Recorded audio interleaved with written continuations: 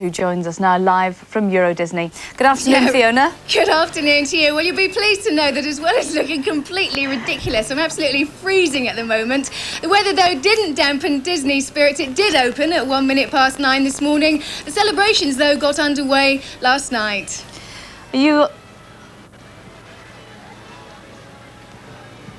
Sleeping Beauty grabbed her last few hours of sleep. The stars came out.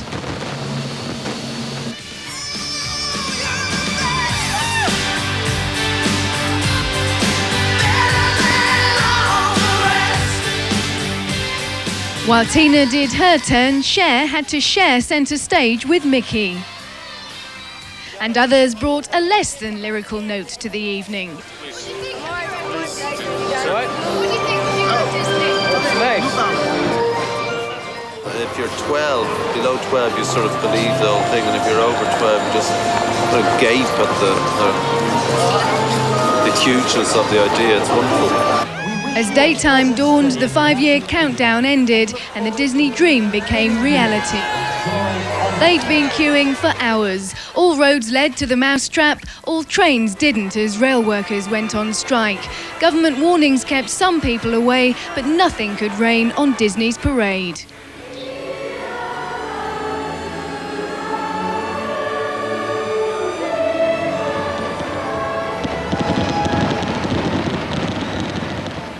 For my family and me, Disney or Disney has returned to Europe.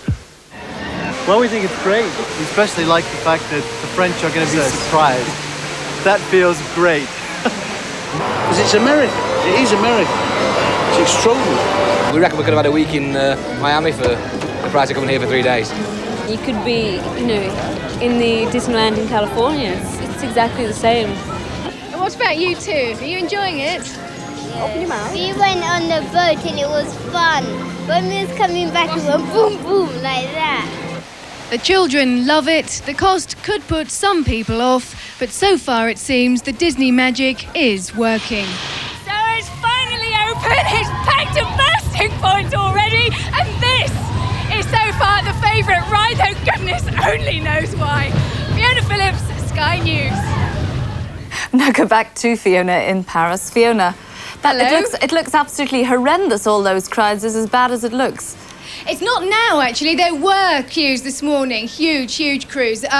Queues. They control the amount of people coming in, though. I reckon there's about sort of half the capacity here now. I don't think it was the protest vote that kept people away. I think French government warnings, they've been telling people to keep away. I mean, they were expected 250,000 this morning. They haven't materialised, but I think largely because of the government warnings, also because of the rail strike. That's obviously put some people off. I think the worst enemy actually is going to be the weather. It's now quite nippy here. Fiona, there was talk of a bomb attack last night which toppled a pylon. What do you know of that?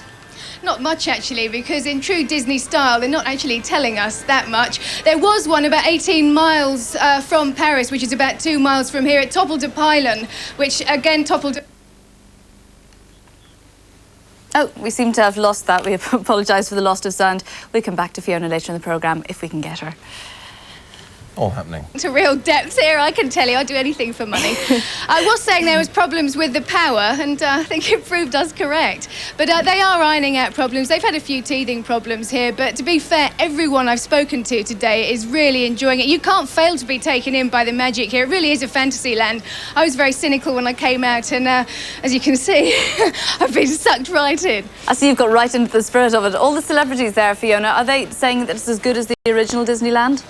Yes, they were. They were to be. They were all really enjoying it. Bob Hoskins said it's very much like America. So did Kylie Minogue. Eddie Murphy hardly said anything about it. He had about 10 bodyguards with him last night. No one took any notice of him, but he thought he needed 10 bodyguards. The general consensus is, yeah, it's very, very much like the American Disneyland. And as I said earlier on, the weather is going to be the real enemy here, I think. I mean, goodness only knows what they're going to do in winter, although I think it'll be quite a high spot for Christmas holidays, because they really put on a show at Christmas. The cartoon characters themselves, are they speaking in English or in French? They don't speak. They don't speak at all, as you know. I actually asked, Mickey said something at the castle this morning, like, bonjour or bienvenue, and welcome to EuroDisney. And I said to the representative, oh, Mickey speaks. And I said, how many people play Mickey? There's only one Mickey. Of course. So you never see behind the facade here. We actually tried to ask executives earlier on how many people had actually attended today. No one was letting on. About 20 of us, using different phrases, tried to get the information out of them. They're not telling anyone anything. But to be fair, it was very, very full this morning. There were queues. The car park, they did have to shut down. It takes 11,500 cars. They had to shut that down this morning. So, you know, it's popular already. I suppose you're going to tell us that Mickey Mouse isn't hot and sweaty under all those uniforms. I wouldn't know. Because he's the real Mickey Mouse. No, I'm not going to say that. I didn't try and find out. What did the French make of it all? I don't know. There is a theory that the French don't go to theme parks. There's been a lot of them here today. There's been lots of Brits, lots of Americans, Swedish. We've seen people from... Because EuroDisneyland opened for